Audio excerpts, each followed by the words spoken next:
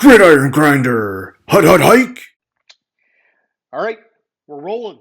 It's a Tuesday night this week. Gridiron Grinder time nonetheless. I'm Ryan. With me as always is my buddy James. Just a couple of dudes hanging out, talking about what's going on in the NFL each week. This is episode 190 of Gridiron Grinder. And for tonight, we're going to kick things off with Name That Stadium. Then we're going to cover the news from kind of like the past couple weeks. We're just going to kind of skim it and move on here. And then we're going to jump into our draft grades. We got to pick up where we left off a few weeks ago, doing our rounds 1 through 3 grades for the Los Angeles Rams all the way through the Washington Commanders.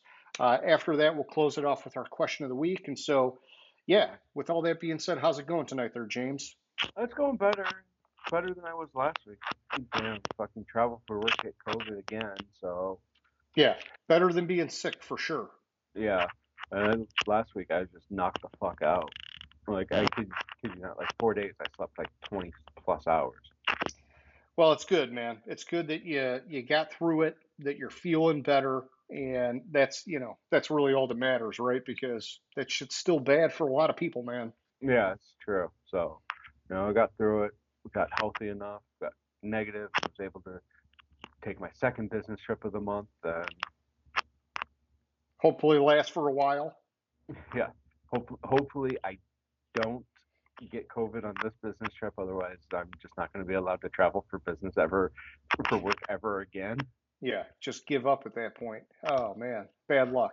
No, I mean you'd hope you'd have some immunity for at least a couple more weeks. So, Yeah, you would hope.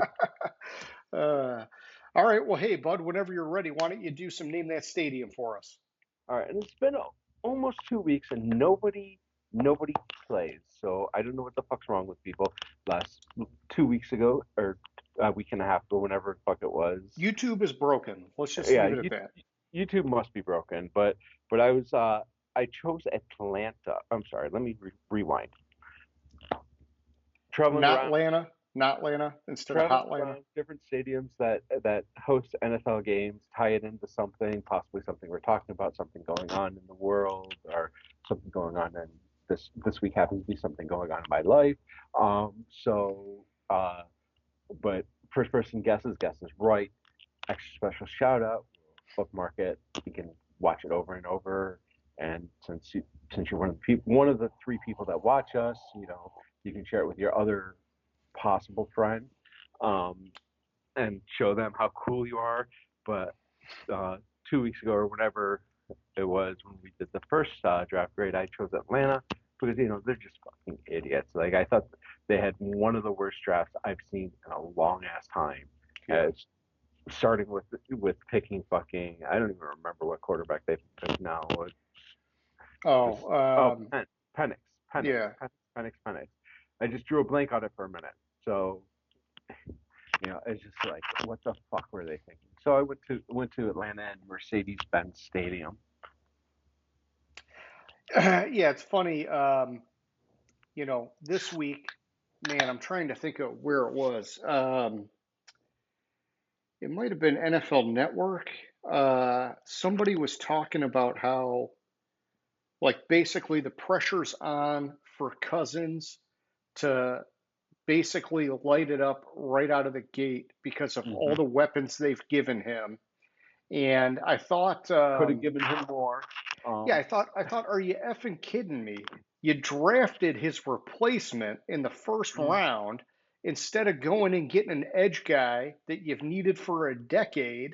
or And or, or could have gotten one of the top receivers in the draft. yeah, yeah, and it just blew my mind that somebody's like already putting Cousins on the hot seat. It's like, are Yeah, you fucking kidding me, dude? they're And putting Cousins on the hot seat because Atlanta put him on the fucking hot seat by drafting his replacement in the first round. yeah, just so stupid. It's so stupid. The dude cannot land in a good spot. It's just not going to happen for him. And it's okay, whatever. He's going to get $100 million and he'll be fine. But I just, I feel bad. It's like, dude, he's just never going to land in a spot where everybody around him really wants to win and do it in a way where they can win. Mm-hmm. Everybody's just going to do dysfunctional bullshit everywhere he goes. Well, like, and that started with when he was drafted, because like the story that's coming out now about when he was drafted by Washington was it was Shanahan that was there. He Yeah. was Shanahan's top target at QB, Dude, and that's what I heard, man. ownership Yeah. wanted RG3, so they drafted RG3, and then Shanahan Yep. came back. They came back in the third round, I think it was, No, and no, picked dude. He was like a 6th round pick, man. He was late. late. Why was I thinking he was a third rounder? We can look it up real quick, but I thought it was a late pick. Let's see. Oh, 4th round. 4th round. All Okay. right. So kind of meet you in the middle. No, I mean, that's closer to you than it was me. But yeah, I mean, still, you take a quarterback in the 1st and the 4th. I mean, it's not something a team would normally do. Yeah, wasn't it? Must have been early fourth. It was 102. So yeah, that's like, I don't know. What's that? 32, like, I don't know, Like six, seven, eight, whatever fourth? spots, 4 spots in. Yeah. Depending if there's like 3rd round compensatory picks potentially. Let me look at that draft. 102 was the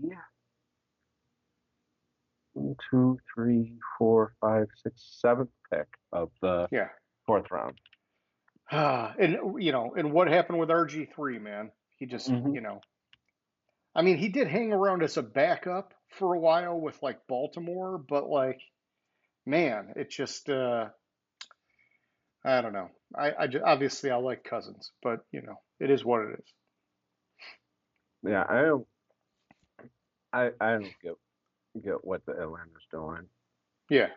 They're just, I don't know. They're like building for the deep future. And apparently they just want Cousins to help them sell some tickets now or some shit. Who knows? Well, I mean, oh shit, I forgot about that. So I'm just glancing at the draft and who was drafted ahead of him at QB. So Nick Foles, then, I mean, that's one. Philly He did pretty good special. that one year. Then Yeah. you had Russell Wilson in the third round, Yep. Yep. That which I was mean another good that one. Yep. it was a good one. It wasn't an expected one because Yeah. they drafted him to be his backup. In the second round, you had Brock Osweiler. Yep. Um, The hemorrhage of a pick. Yeah. yeah. He got like traded like with a 1st round pick to dump him off the salary cap or whatever. Uh-huh. Then you had in the first round you had Brandon Weeden, Oh, I remember him. Yeah. Cleveland. Who?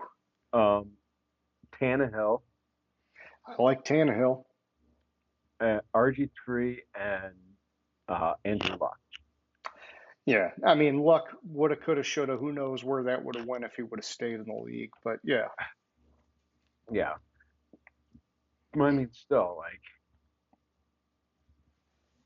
I can't, like, I don't understand. I don't understand what they did. Like you go to, like, what was it? I think it was the Drew Brees draft where, like, that's you want to talk about a smart draft. San Diego drafted Brees and LaDainian Tomlinson first, second round. oh yeah, yeah, that's a jackpot. Of course, Breeze was only there a couple years, but look at where he ended up. Yeah, Yeah, like, but I mean, like, just like if they would have stuck with him, yeah, yeah, they drafted because that was the talk. Like everyone's like, oh, well, they should take a. I think they traded back, so they had the first pick and they traded back with Atlanta, so Atlanta could pick Michael Vick, and then they picked Tomlinson in the first round and dodged that fucking bullet with Michael Vick, yeah. and then came back in the second round and grabbed Drew Brees. I thought that's like kind of one of my favorite drafts of a team right there. And the crazy thing with Michael Vick, I know I'm going on a tangent here, but he had the prison thing and then he came back, and I'm pretty sure, I don't know if we can look this up somehow, but when he was extended in Philly, uh, man, I'm almost certain they were saying he was the first player to sign $200 million contracts because he had one before he went to prison and then he got one with Philly. And that most players, it didn't work out that way because like their first contract was whatever their rookie deal, and then Mm-hmm. they got the monster contract, and then like they would have like a smaller one or sets of ones at the end. But he got a monster one, went to prison, came back, had like a prove it deal, and then got another monster one before he fizzled out. And I don't think he made all the 100 million of the second contract, but like that's what it would have been worth. Only apparently only 8 NFL players have ever signed 100 million contracts. This is back in 2011. Quarterback when he signed the 6-year 100 million on Monday night. So this is an article back then.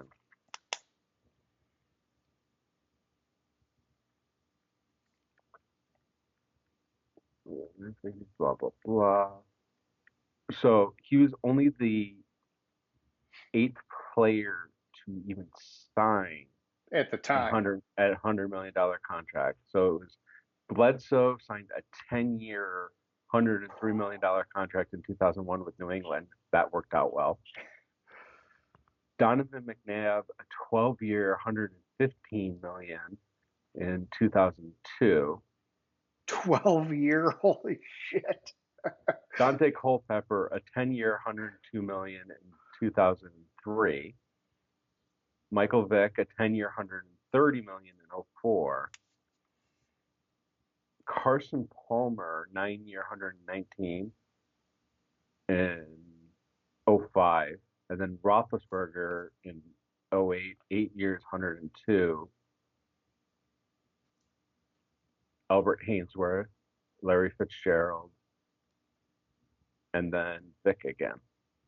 So he was the first one to have two of them. Yeah, so he was the Jeez. first one to have 2 of them. Yeah, crazy. I should have just saved that for question of the week, but whatever, it is what it is. Yeah, that's what it is. Yeah. But anyways. All right, so I don't know where we were. You were doing, name that stadium, and we Name got that to do stadium, Atlanta, recap. Cousins. Yeah. And so we're on to the recap of the news of the week. The recap of the week. Recap of the week. All right, so sifting through all the puff pieces, James, man, I don't even know. I'm kind of skimming NFL.com. All right, and so well, I'll start with the most important one. Yeah, give me that, man. The Madden cover was announced. Oh yeah. I saw a bullshit article about the prospects for that, but I like where it ended up. But yeah, go ahead, man. So, Christian McCaffrey is the Madden 25 cover. He's the first running back since 2013. It's a long time. And the first 49er in 25 years, I think I saw. Okay. Who was on it before? Maybe Jerry Rice or somebody? No, 25 years ago wouldn't have been Rice. It would have been. Let me see if I can. Yeah, like fucking Steve Young or something. Dude, I don't even know, man. Blah, blah, blah. Unless it was like like I know that they did the one with Barry and Adrian Peterson. Like maybe they did one like that. I don't even know, man. Fucking T.O. the one year he was in fucking San Fran. I don't know. I don't even know. Frank Gore? Who is it? Who was it? So the last running back, this is the one that's throwing me off. So it just says he was Marshall Faulk or AP. Like it doesn't say. All right, let's see. Garrison Hurst was on it in 1999. Yep, and that would have been the last one. All right. I never would have guessed him, but all right. Yeah, I would never have guessed him either. Yeah. So congratulations to McCaffrey. Good for him getting on the cover. Hopefully he doesn't get cursed. Is, So many people talk about that shit, whatever. is he?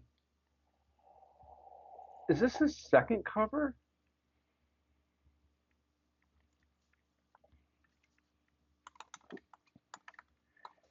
I don't know.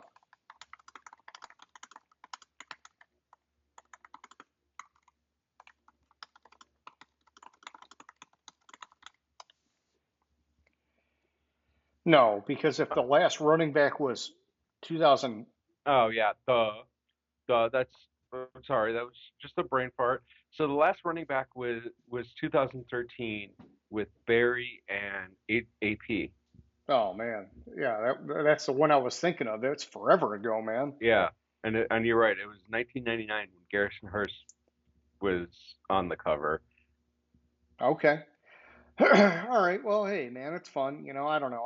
I thought about buying Madden this year because what there was like some promotion if you buy the combination of NCAA football and Madden, you get like some kind of a discount.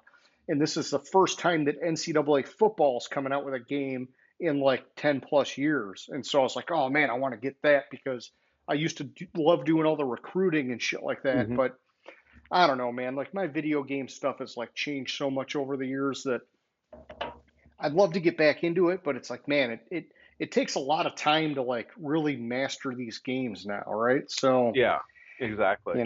for an old man like me, I don't know, dude, how much fucking time can I fit? Maybe Uh, enough. I don't know. We'll find out. yeah, maybe. I don't know. If you get it, I'll get it, and then maybe we can play online together or something. So, I don't think I have a system that it's being released for anymore. oh well, that's a problem right there, my man. What do you have? A PS3 or something? I I think I have a four. I have a four, All right. I mean, if but you've got a four, I would bet that I would bet you can play it on a four because the yeah, four is you're still probably right. pretty. They're still working the four pretty good. All right. Well, You're probably right. Anyways, we'll think yeah, about it. yeah. No pressure. All right. So keeping it moving here. Yeah, we're in that lovely part of the off season where there's a lot of puff pieces and garbage you got to sift through. Right now, you've got mandatory mini camps going on. Amari Cooper, he is absent from the Browns mini camp, looking for a new contract. Uh, in the Jets area of the world, you got Aaron Rodgers and Hassan Reddick, both missing time. They got whatever they're going on, probably contract. Well, for Rodgers, it's probably not a contract thing. It's probably more just that he just doesn't want to fucking do it. But Hassan Reddick, I'm sure his is a contract thing. Um, I don't know, man. Let's see what else we got news wise. And there's probably, oh, here we go. Jamar Chase. Oh, no, Jamar Chase is there. T. Higgins is absent for the Yeah. Cincinnati Bengals. All right, let's see what else we got going on. Travis Kelce said about speculation that he was looking at retirement. He said he'd retire when his wheels fall off. Yeah, I mean, he might as well, dude. He's been phenomenal. People were saying that he was losing his speed freaking 2, 3 years ago, and he's still Yeah. kicking ass, man. Uh-huh. Let's see what else. Pharaoh's kick returner retired. Pharaoh Jenkins, Pharaoh something or other. Okay. Oh, you got, man, the Chiefs had defensive lineman BJ Thompson went to the hospital with cardiac arrest. He had like a seizure that turned into cardiac arrest. They canceled practice. All sorts of crazy stuff was going on. He's been released now from the hospital, but holy cow, man, that's some scary stuff. That's some scary shit there. It was Pharaoh Cooper. Okay, he's retired. He retired, kick returner. Gotcha. Tomlin, Mike Tomlin with the Steelers, he signed a 3 year extension through 2027. Good for him. I was kind of wondering where that was going to go after last year, right? Like were they going to put him on the hot seat? Looks like no, they're going to make him comfortable. I think their quarterback situation's still kind of a mess. There's potential there. And if anybody can get anything out of these guys, it's probably Tomlin. Hmm. Uh, and if you can't get anything out of them, we can get everything out of the rest of the team and find a way to get to 500. But, good that they're just extending him and not fucking around with it, right? Yeah, exactly. I mean, he's gonna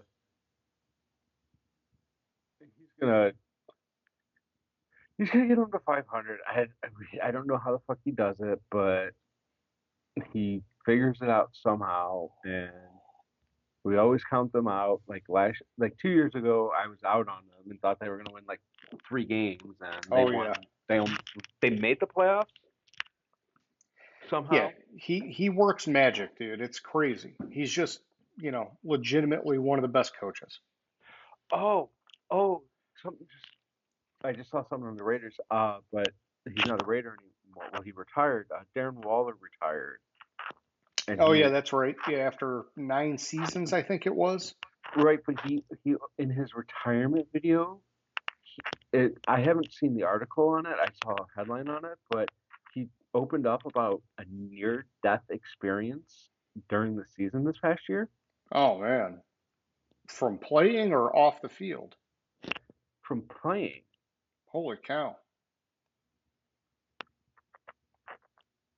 Let me see if I can find it real quick. But it was like Yeah, check it out. Which, by the way, Steven Nelson, cornerback, retired as well. I was surprised because he was coming off a really good year with Houston last year. And just, he ended up being a free agent. I guess got no looks. I was just kind of blown away, man. It seemed like the guy had one of his better years last year, you know, but yeah, that's weird with Waller. You'd think we would have heard about something happening if it was on the field, or even if it was in practice. You'd think we would have heard of something about it. yeah, like I want to say that like I saw something about that, but I'm not finding it. Okay. I'm not finding it offhand. Let me see if I can.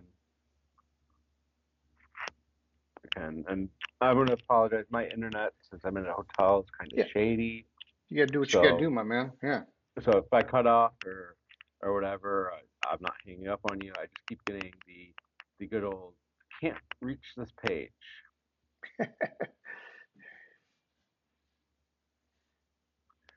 So we'll see what happens.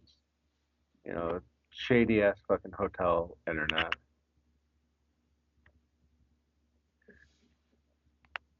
Yeah, so he reveals near death experience from last season in retirement video.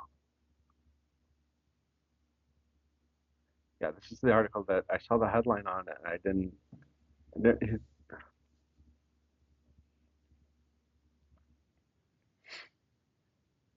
Well, it said that he was hospitalized early November. Oh, okay, so it wasn't on the field. Okay. He he was hospitalized in November after calling paramedics to his apartment when he had trouble breathing. Hmm.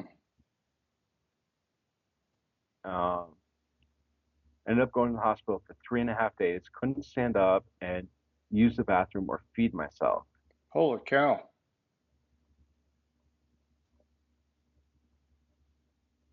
I say all that because I go back to my daily up, and it was pretty clear I almost lost my life, and I don't know if I really felt like I would have felt great about how my life was going if I died at the time.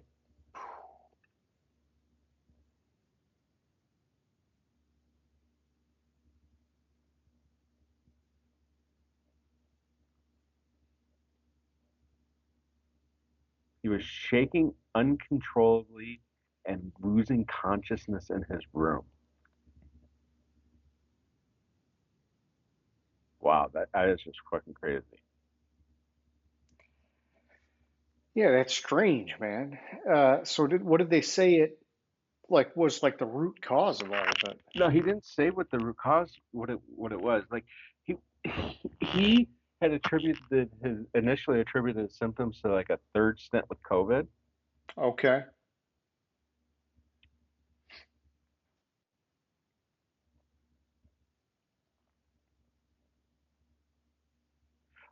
He thought he was talking clearly on the phone, but they couldn't make out much of what he was saying.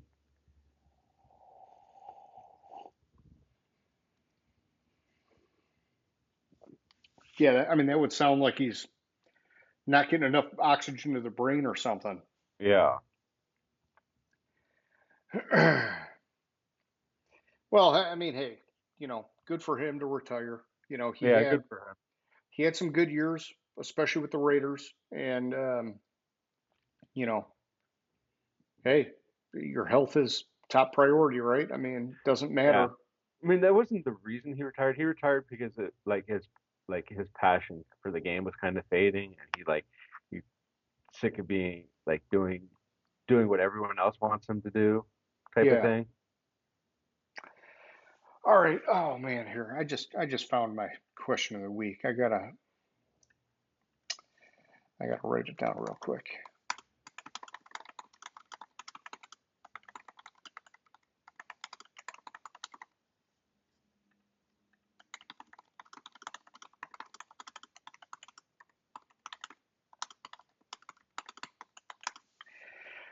Okay. Okay. All right. So keeping it moving here. The Chiefs re-signed Mecole Hardman to a one-year deal. Um, the Buccaneers signed Sterling Shepard to a one-year deal. Man, I haven't heard his name in a while. Um, Wait, he's still in the league?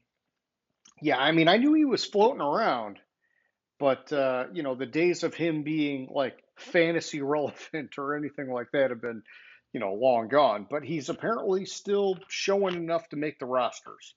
Mm, okay. I I haven't heard his name in Yeah, long like time, two, long time. two Yeah, years. probably since he was on a fantasy board that you had. Yeah.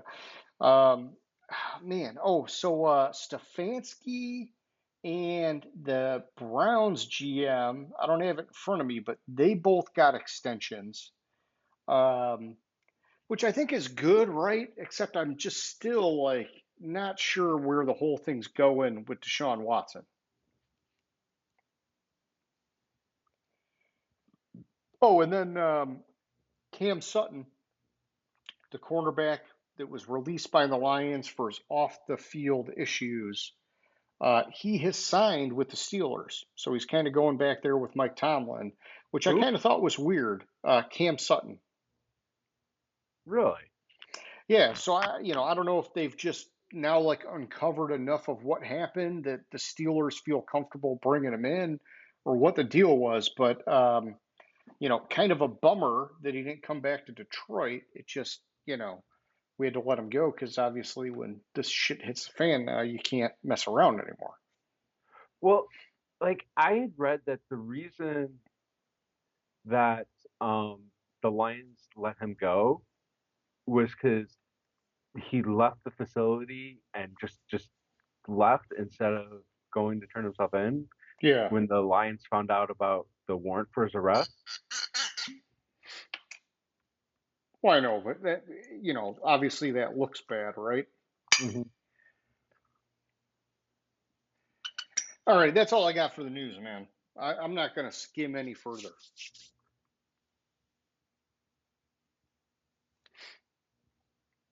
Yeah, I'm not seeing much, but yeah, you're right about Stefanski getting an extension.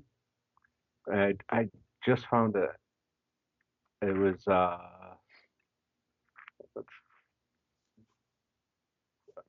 length of the deals weren't announced. Gotcha. I like Stefanski. I think he's a good coach. I just think he's got a shit situation at quarterback. Yeah, I think I think Stefanski was a lot better coach than who they hired. Freddie Kitchens before him. Oh yeah. Well, that was, a flash in the pan, right? He Hmm. came in as like an interim guy, had Yeah, like, true. you know, a hot offense for one season. And so it's like, well, you got to give him the job because he's like the fan favorite now. And then, they realize really quickly he is just not a leader. So, Hmm. Yeah, but, good attempt. And they pulled the plug quick. And so that was smart at least. yeah. At least they realized their mistake and pulled the plug on it before Yeah. it was too much. For sure. Yeah. I mean, the alternative is Hugh Jackson giving him the other 0 and 16 season, Hmm. So I say the other because obviously the Lions had the first one. So, Which, if you hear Hugh Jackson's story, the owners paid him to lose. So, well, he's the one that agreed to it apparently. hmm, All right. Let's keep it moving here, James. We've got to get through these draft picks. So, yeah. Are let's we on the do Chargers or the Rams? we're on the Rams. So Okay. we finished with the Chargers. And now we're starting with the Rams. We're going to go through the rounds 1 through 3 picks for the second half of the league and just give you some grades. We're going to do it just like we did before.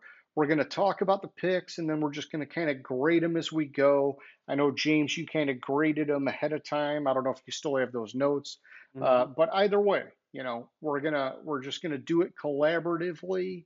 And so the Los Angeles Rams in the first round, pick number 19, they took edge guy Jared Verse. In the second round, they took defensive tackle Brandon Fisk. Third round, they took running back Blake Corum. And then also in the third round, sorry, we're not going fourth round. Also in the third round, they took safety Cameron Kinchins. And so, my just quick from the hip is that I actually really like their draft. They didn't reach for anybody. I mean, Kitchens was like 112 on ESPN, and they took him at 100. That's not horrible.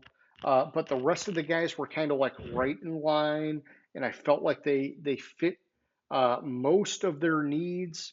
You're obviously not going to replace Aaron Donald, who retired, but you're giving the defense help, which is a big deal. What are your thoughts on their couple guys here, man? So I really like the Verse and the Fisk pick. Like, Fisk, you could argue that it was a little early for him, but I mean it addressed the need. It is the best player on the board. Then they got the value with both those picks. Like, a little bit of value with Fisk. It was like one pick value, and they got a couple pick value with Jared Verse. But, like, I mean, those were direct needs. Yeah. So, I mean, what do you say? You give those guys I both A's? Yeah, those guys would be an A. Yeah, I For mean, I like that. Yeah. for Blake Corum, I gave that a B. And the Okay. reason I gave that a B is I liked the value pick, but I didn't like the need there. Yeah, I would have see, rather them gone with like a corner or possibly an offensive tackle there. yeah, I think, yeah, I mean, you're right. When you look at their top five needs, running back's not even there. But um, I liked the pick because Corum really was a workhorse at U of M, and he's going to come in and he's going to be a complimentary back to Kyron Williams. Hopefully, they'll adjust that offense a little bit to take some of the pressure off of Stafford. Um, but no, I think a B's. I'm good with a B. Yeah, I thought it was that's great what value for the third great, round, but I exactly, think that's great good. Yeah, value for the third round. I didn't, but because of that, I gave it a B, but I didn't really see it as a need, and I thought yeah, they could address somewhere else. yeah. Could they have And gone cornerback or offensive line? Yeah, for sure. They probably missed out on something, but still not a bad pick. All right, I'm good with that. Yeah, and that's kind of the same way I looked at Kinchins. Kitchens. Um, I thought like they could have addressed a corner there. Let's pick 100. Eh, Yeah, it seemed like the corners were coming off the board fast, so I'm not sure who was even available at that point, but let's see. Let's see if I can find it. At 100, oh man, I mean, at 100, you already had the top 13 guys gone, which was like, Yeah. man, yeah, I don't know. I think the board just didn't line up for him, is what happened. Maybe could they have gone offensive lineman, which was also, a need for them. They probably could have gone offensive lineman. That's usually pretty deep, but Yeah, I don't know. I think with at 112 or at 100 they could have gotten better value still there. sure. So where do you put Kinchins? What kind of grade are you thinking for him? I had I had put that as a B. Okay, so they're still pretty good overall. I Yeah, mean, it's what are it's you thinking? The net of that's like what, an A minus or something? yeah, like an A minus. Like I'm not really killing them for it. Like I'm kind of nitpicking because I thought like Kitchens, like if you're gonna go at 100, good, and you're gonna go reach. I just feel like there had to have been somebody that was higher rated than 112 available there. Yeah, no, I know what you mean, man. Uh, So yeah, I'm good with like an A minus for them. Like I'm not killing their draft. I'm not 100% in love with a couple of the picks, but I yeah, and I kind mean of I A still like minus them. is A minus is Yeah, very respectable. So no, I think they're fine. But yeah, maybe they could have squeezed just a little bit more out of it. yeah, exactly. All right, so then we got the Las Vegas Raiders, and in the first round at 13 overall, they took tight end Brock Bowers.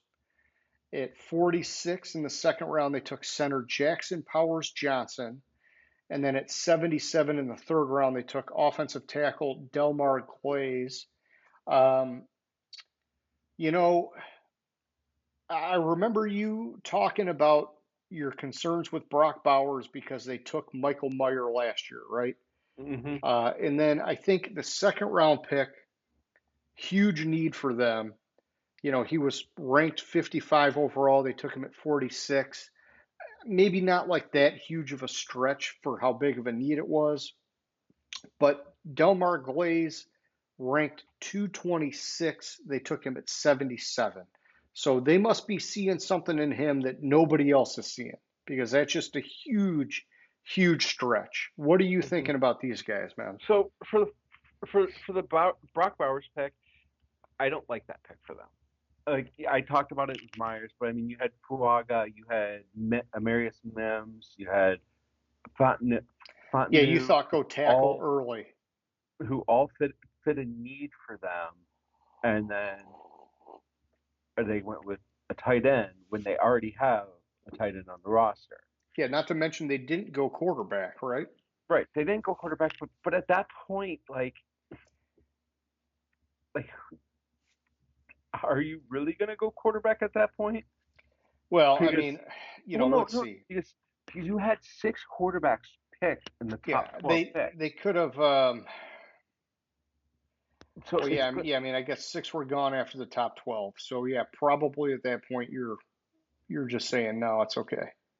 Yeah, the Powers Johnson, even though yes, it was a little bit of a stretch, not too bad of a stretch. I thought that was a great pick. Yeah, I mean, I'd give it an A, man. I've read a Exactly, lot of good stuff about him. exactly. So I gave Bowers a C. Not totally killing them because they did get, right there with the value, but I thought they could have done better with fitting the need with the value. Sure. Um, I gave Powers Johnson an A. I love that pick for them. Delmer Glaze, the only reason why I didn't give it an F was because of the fact that it fits a need, Yeah. at So would least. you go like a D? Exactly. I Yeah. gave them a C for it Yeah, because it because fits it maybe fits there's a something need. there. Yeah. Maybe there's something there. But it's a huge stretch. Yeah. So So what are you thinking for them overall? Like a C plus? C plus. I'm comfortable with the C plus.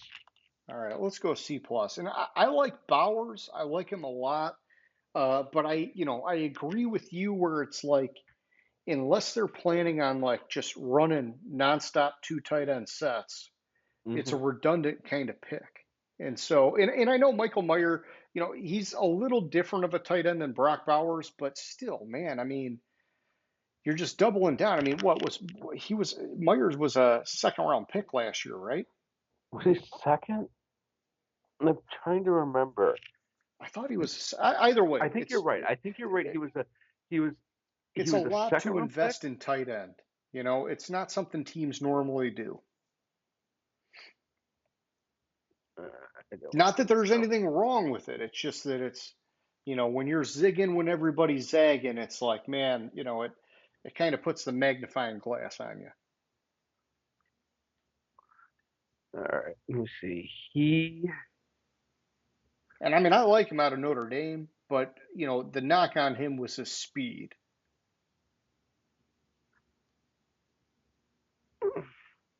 Why am I not finding him? I'll look him up real quick. Oh, or maybe I won't. Come on, Chrome, what you doing to me? All right, 2-0. 35th overall. So Yeah, like the right at the second round, top of the early second second round. round, yeah. It doesn't make sense to me. Yeah. Like, and they didn't really use him last year, Mike Myers last year. So are they giving up on him and going? I'm confused there. Yeah, I I mean, think. I hope that's not the case, but you never know. The thing is, Notre Dame historically has pumped out really good quality tight ends. Hmm. They have. So All right, next up, we got the Miami Dolphins. These yes, guys we do. only had two picks in the first round, 21st overall. Sons of bitches, they took Edge Chop Robinson. I wanted him to make it to Detroit. It didn't happen. And then at number 55 overall in the second round, they took offensive tackle Patrick Paul. I was a huge fan of the Chop Robinson pick. Paul was a stretch, ranked 132 on ESPN. They took him at 55. What did you think about these guys, man? All right, Chop Robinson. I love that pick. I fucking hate him for it. All right, That's an so A. so yeah, now That's an here's the A. thing. So Edge ranked at like fourth on their top five, but in my opinion, it should have been higher. Okay, and so I know we were getting this like needs list off of I think we switched to the ESPN Hmm. right before the draft or whatever, but they lost a lot of guys on the edge, whether it was defensive end or outside linebacker. And so I would have put edge a lot higher on the list, which is why I like this pick even more. So I'm good with you going with an A. Yeah, like it. I would have put Edge higher. They got a little bit of value, and I thought Edge was a huge need, and I did think Edge was a huge need for them. So I mean that's an A. Patrick Paul. Uh, I mean, it's better. It's better than what the Raiders did, right? yes. So But by how much? at 59, Blake Fisher went. At 62, Roger Rosengarten went.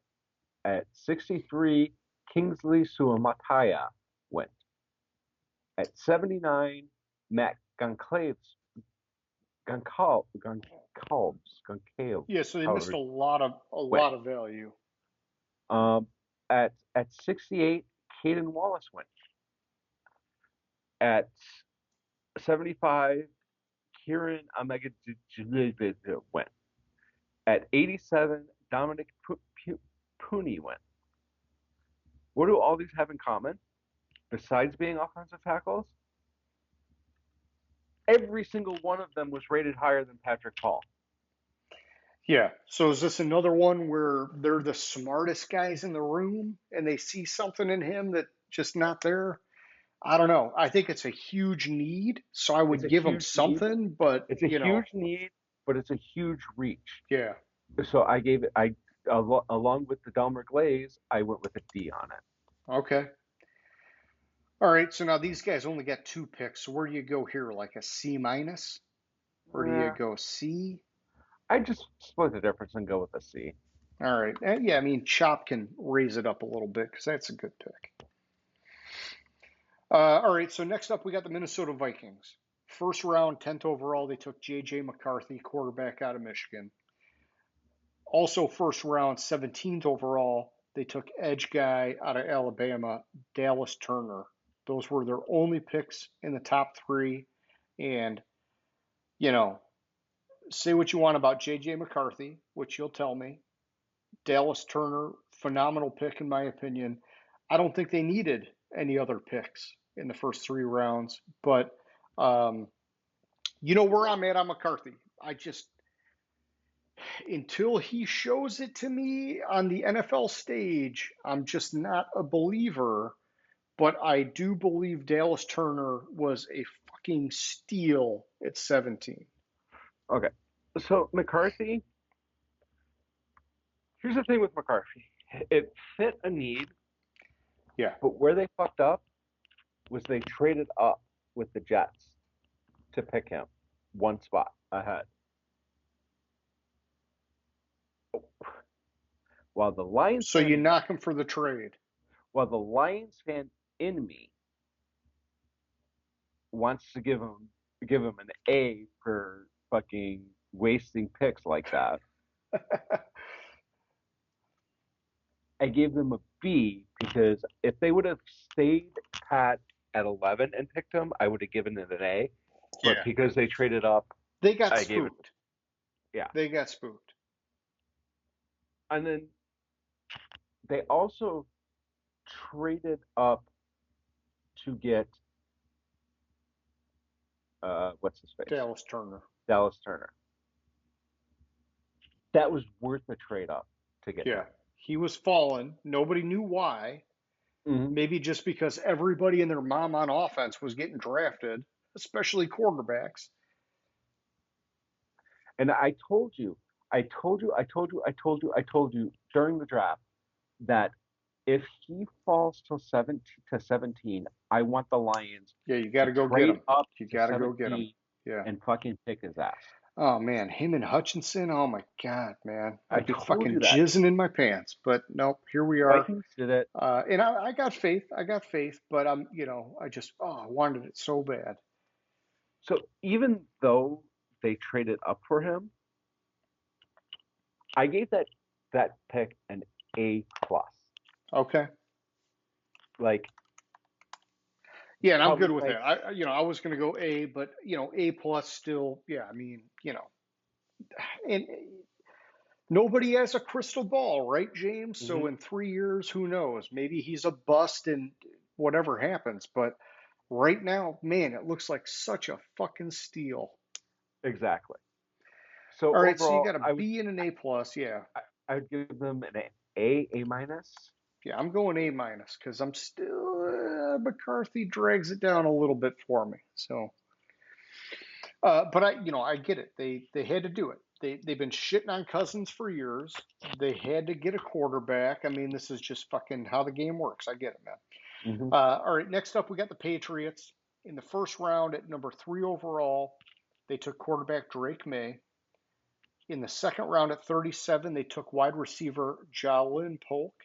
And then in the third round, 68 overall, they took offensive tackle Caden Wallace.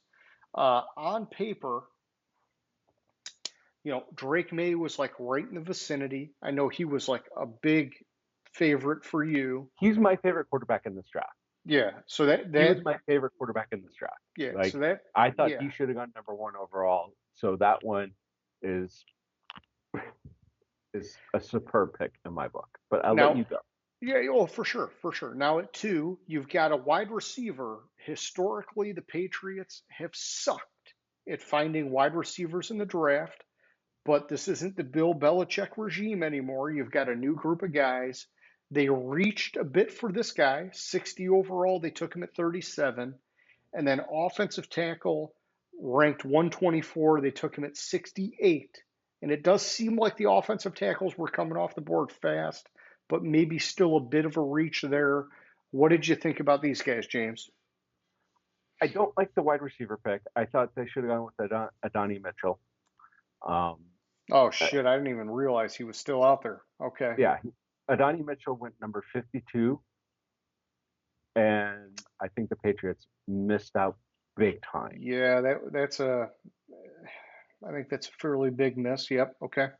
But it still fit a big Yeah, need of I mean, theirs. there must be a difference in these guys that they're wanting that out of Polk, but yeah, all right, yeah, keep Yeah, going. Sorry. it's still for the big need for them, and I mean, they hit their top three needs in the top three rounds. yeah, I would say because I think it's Donnie Mitchell and then him. So they went to the second best available wide receiver on the board. Yeah, so not Yeah, it dropped horrible. down to Yeah. 60, so it's not horrible. So I gave that one a C. Oh, I would have probably done it like a B or a B plus because it's that close if you're looking at the rankings. If you're looking at but you're looking at the numbers, it's All a right, 31 meet pick me in the middle difference. somewhere. Let's say a B minus. Okay, I'll be good with a B minus, What did you do for me? You're going A plus there, A plus. okay? And then Caden Wallace. Again, I don't know what the fuck they were doing. I mean, it looks like there was only two guys that they missed. Three. Oh, three. Okay. Kieran Amegadad, I'll let you say it. Amegati, Yep. Matt Goncalves, and Dominic Puny. That was 114, 76, 101. Okay. Uh, Yeah, I but mean, we're not going to smoke them, but maybe you go what, C minus or C or something? I gave it a C because Okay. it hit a big need for them. But I thought they could have done better. But at this point with these rankings on especially on the offensive line, you're trying to find the guy that has a relatively close ranking or next best on the board that fits your system that you plan. So I'm going to give him. I would give him the benefit of the doubt and gave him the C. All right. So we got A plus, B minus, and a C. Kind of weighting it higher on Drake May. What do you think? We got like a B overall? Yeah, I think a B overall is a good one. Good. Okay. I'm good with that. And I think that's a good draft for the new regime. Hmm. All right. So then next up, we got the New Orleans Saints. In the first round at 14 overall, they took an offensive tackle, Taliesin Fuaga, however you say his name. And then in the second round at 41 overall, they took cornerback Kool-Aid McKinstry. We knew that they had a need on the offensive line. And obviously, protecting Derek Carr is a big thing for them. Fuaga, you know, ranked 26. They took him at 14. I still think it was probably the right way to go. Maybe, you could have gotten a different guy, whatever. Uh, So I thought that initially too, where they took him at 14, but the only one they only passed up the next two tackles that were on the board was Amarius Mims, which was a 22, and then Fuaga, which was 26. So they're not that far off there. It's a stretch, but I thought it was the yeah, right way it's like to go with it. it's like pick your flavor basically, right? Yeah. And then McKinstry in the second round. This is a team that we know historically has wanted to be very deep at cornerback. And so, they took a guy at 41 who was ranked 27th, which is pretty good value. And it keeps their cupboard stacked there, like they like to do. Hmm. Uh, So it keeps their coverage stacked there, but I thought they could have done better with the McKinstry pick. with not with McKinstry, but picking for a true need there. Okay, yeah. So maybe going defensive tackle, or what would you have done in difference? So going, what is it? It's 41. Yeah. So at 41, let's see.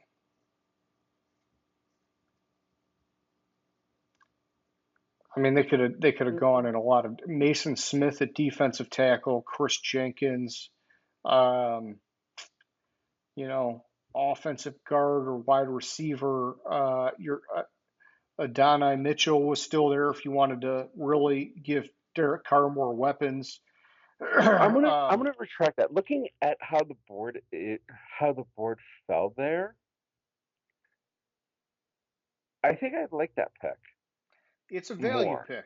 It's a It's a value value pick. pick. It's a value pick. They got what I think is an excellent cornerback that keeps they, like you said, their cornerback position basically locked down. Defensive tackle and guard there would have been a little bit of a stretch. I don't think Donnie Mitchell is still available at 41. I show he went at 52.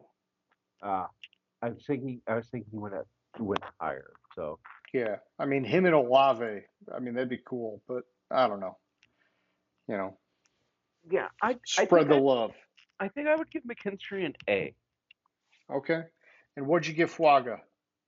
Fuaga was an A. Oh, so we're It just going A all around. yeah, A all around. Or do you bring him down a little bit for not having a third? Let's go A minus. But you have to look at the reasons Why? Yeah. Why why don't they have a third? Yeah. why they don't have a third. Before I'm willing to say, well, like, what was the deal that took away their third? Let me see if I can find it real quick. You can do it. You're the research guy here, James. So, oh, wait a minute.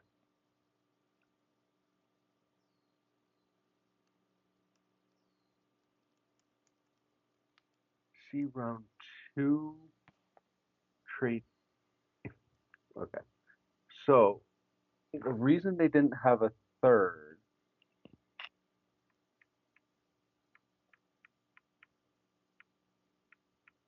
was because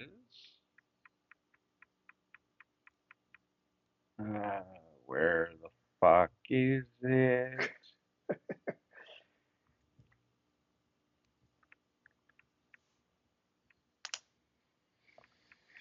Yodelay, yodelay, yodelay. Oh, I'm gonna yodel while you're looking.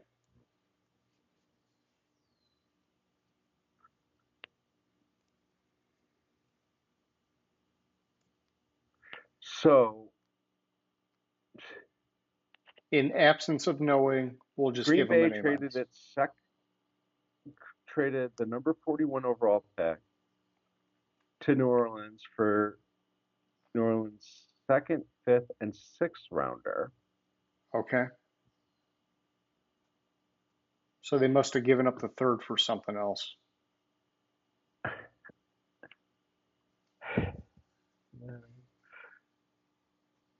Okay, so the reason they didn't have a third pick, I found it.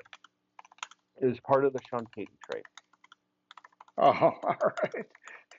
So they traded Sean Payton and their third round pick to Denver for Denver's 2023 first rounder and 2020 and this year's second rounder.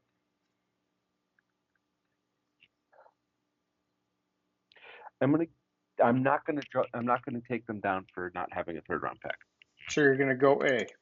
Yeah, All I'm right, gonna I'll go give it A. to you. I would have gone A minus, but all right, we'll go. Like I think they missed on the first round pick from Denver last year, but the reason they don't have a third was part of trading for a first and a second rounder to get Sean Payton or I to get rid of gotcha. Sean Payton. So I gotcha. I think that's an acceptable trade. All right. Next up, we got the New York Giants. In the first round, at 6 overall, they took wide receiver Malik Neighbors out of LSU. Second round, 47 overall, they took safety Tyler Nubin. And third round, 70 overall, they took cornerback Andrew Phillips. Neighbors, I like the pick a lot. Arguably the top wide receiver next to Harrison Jr. and some people had him higher than Harrison Jr. Newbin, 52 overall. They took him at 47. It's like right there in the range. Um, But it not didn't one. really fit a need. Yeah, I was gonna say not listed as one of their top five needs, but I do believe it's in the list of needs. It just safety gets deprioritized. And then at 70 with Phillips, he was ranked 86th. They took him at 70. Um, I want to just check the cornerback rankings real quick. Let's see. I mean, I do think they got, when you look at who went after him, I do think they got pretty good value out of that. But, you know, I don't know. What are you thinking on these guys? Daniel Jones obviously has never really had a true number one wide receiver. They're Right. now giving it to him instead like of replacing him. while I like Malik Neighbors and I'd like to pick up Malik Neighbors, I thought they should have traded up and gone after a quarterback. Yeah. So I gave them Malik Who Neighbors an who A would minus. you have wanted they to get it? Who would you have wanted them to get at quarterback? I don't know. I mean, it's weird looking back now, right? Because hindsight's 2020. But like for them, I mean, it seemed kind of like 1, 2, and 3 weren't moving, right? I thought going into the draft that New England was primed to trade out of that pick. Oh, man, I mean, I heard they were dead set on taking a quarterback. I'm just And saying going into the draft. yeah, but so like let's just say you couldn't get 1, 2, or 3. Would you have just stood there and taken Penix Jr. at 6 instead of letting him go to, falling, a Minnesota trade up for him? Or do you Well, think, in that hey, case, then or do you trade think, back. yeah, or do you think, hey, I'd rather have neighbors and try to give Danny Dimes a weapon? And if it So I doesn't think work, then we draft a quarterback next year. That I to think me is what I think happened. I think they were like, the yeah. quarterback we wanted, we couldn't get. So we're just going to give Daniel Jones a weapon. And if he fails this year, we can say, look, man, it didn't work out. We're drafting a quarterback next year. You talked me into it. I see what you're saying. I don't know. I don't know what would have been better. Like they could have traded back, gotten picks, but then who are you going to trade back with? Who's really going to trade up to 6 to take a quarterback? Neighbors kind of fell into their lap when also kind of fell into their lap when the Chargers went offensive tackle Yeah. instead. Okay, I'll give that one an A. All right. I'm I good with mean, I that, was man. at it. I was at an A minus, so Yeah, no, let's keep it in an A. I mean, I think the way that the draft played out, this was probably their best scenario. I don't think yeah, they were getting the quarterback that they wanted. I'll, I can give you that, and that's like it's Now, it's only a problem if they don't hit a quarterback that's ready to play next year, because now you've got a wide receiver wasting away. So, yeah. but at the same time, you're telling your fan base, hey, if you guys love fucking Danny Dimes, don't blame us if it doesn't work, right? So, Yeah. all right. So, what do you think about Newbin in the second round? Real quick, because I'm on a different spreadsheet. What number was he? So Tyler Newbin was drafted in the second round, 47 overall, and he was ranked on ESPN 52. So I mean, he's like in the range, but he I think wasn't. I would give it a B because I think in there they could have drafted more need base. Yeah, maybe go cornerback or offensive line. I don't know if I would have gone cornerback. I was thinking offensive line Yeah, I mean, there. hey, you really want to give Danny Dimes no excuses? Go offensive line. And there were some good offensive linemen. I mean, they might have had to reach a little bit, but man, you know me, I'm a big fan of the offensive line. Yeah, there were some good offensive linemen still available. I don't think cornerback was the way to go there. Maybe Yeah, they could have went Blake Fisher. They could have done some things. I mean, all of them would have been, I think, a little bit of a stretch, but not any more than taking Dubin. yeah. So I mean I gave Newman a B Okay. because kind of like it still would have been a little bit of stretch to get the offensive to go offensive line there. I don't think they were primed to take corner back there. So what did you think about Phillips then?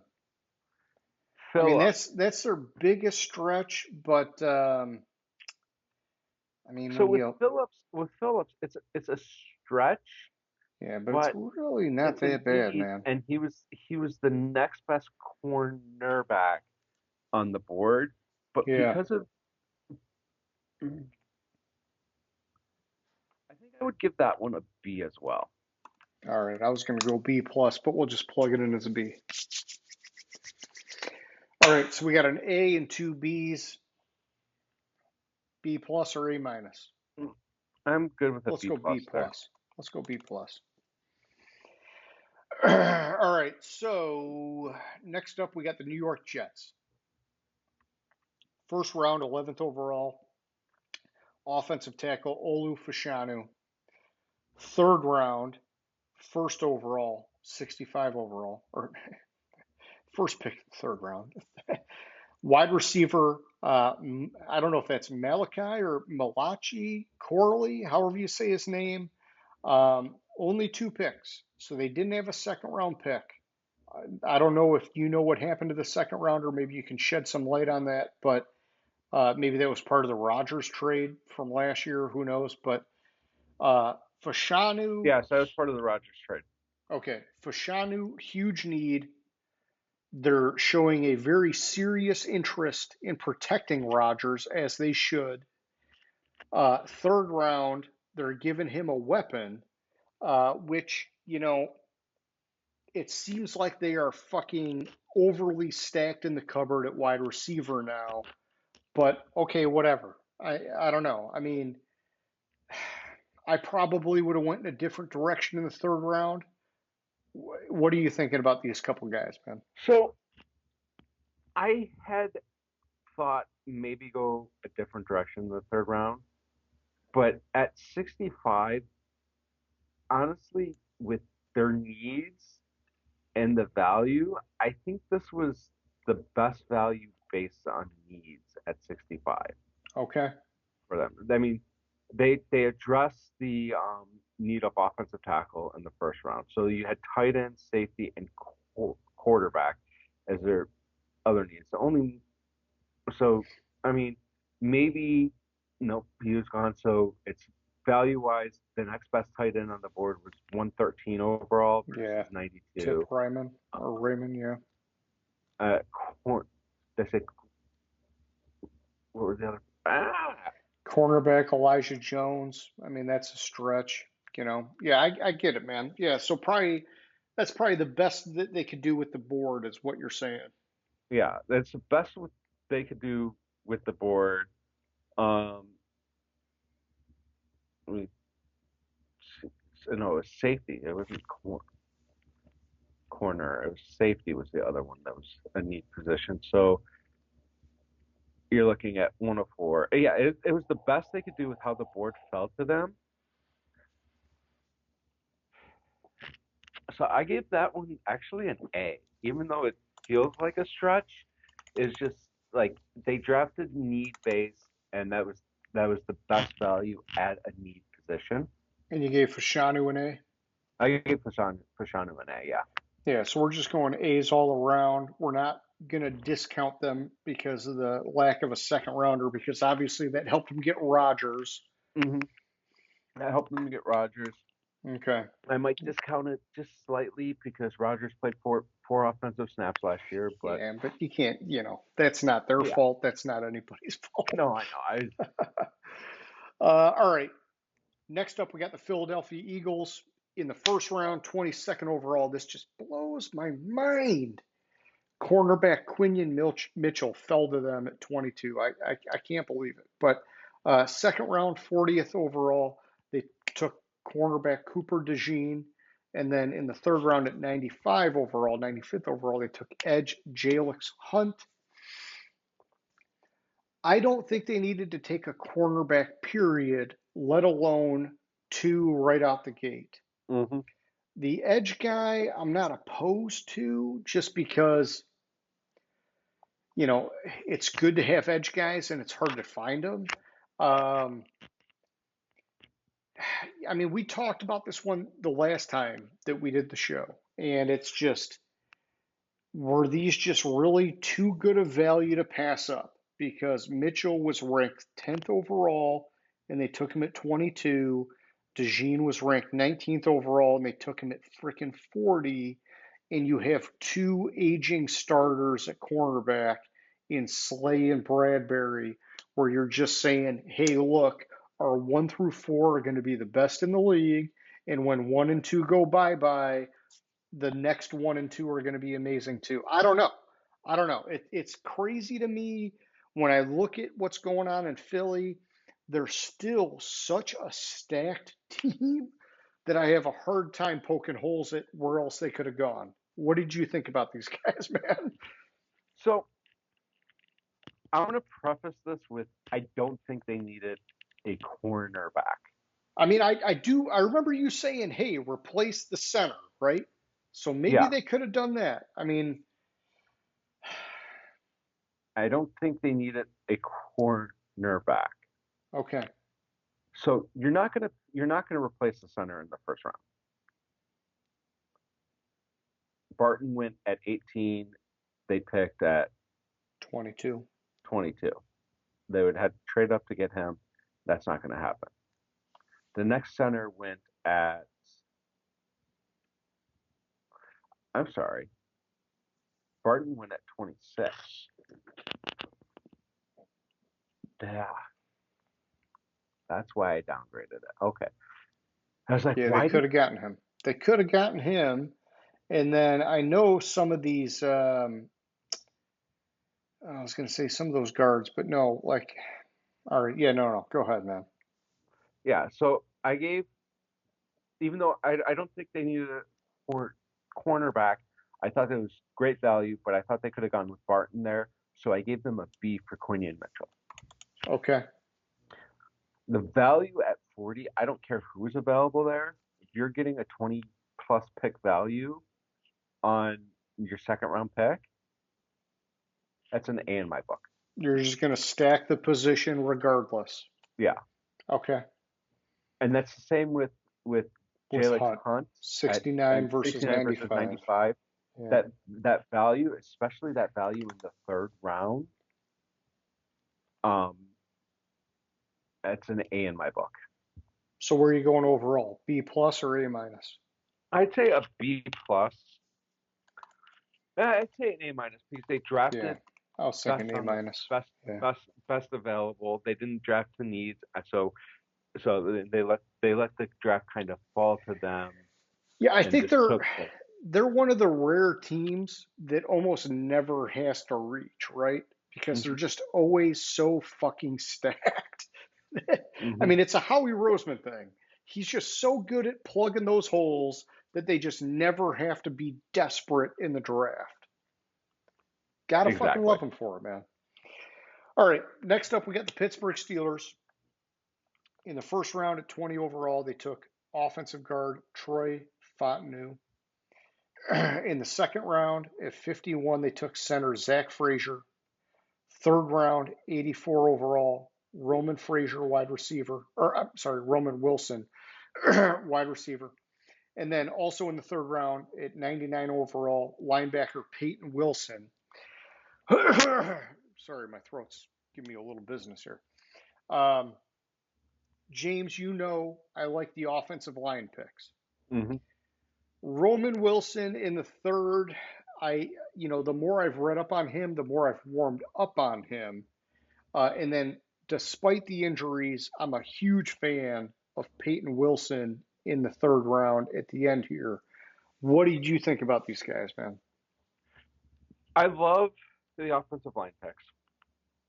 I love the Peyton Wilson pick. I thought instead of Roman Wilson, they should have gone with Jalen McMillan, where they were it's like night. He's the next. He was the next best available wide receiver, and it's like a 20 spot difference in ranking Gotcha. there. But it did fit a need, so I didn't kill them terribly for it.